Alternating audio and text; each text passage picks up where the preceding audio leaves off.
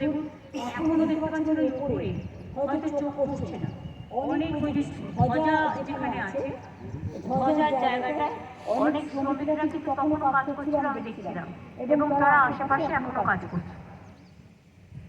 তারা তো হয়ে গেলে আর আসে না, কিন্তু ক্রেডিটটা তাদের, যারা নিজেদের জীবনের ঝুঁকি নিয়ে কাজগুলো দিনের পর দিন খেটে খুঁটে করে।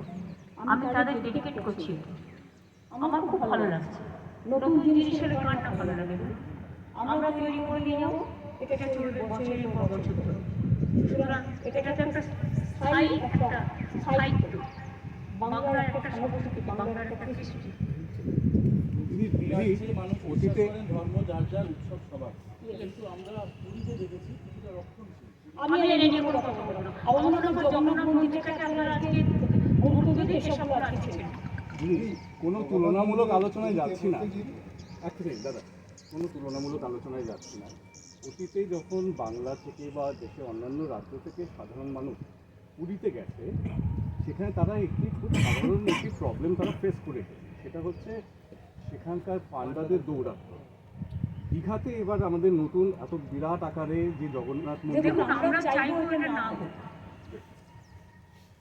ইসকন যেটা দায়িত্ব নেয় সেখানে এসব চলে। আর তাছাড়া এখানে ট্রাস্টি আছে, তারা দেখে রাখবে। সব দায়িত্ব তো আমি নিতে পারি না, আপনাদেরও দায়িত্ব নিতে হবে।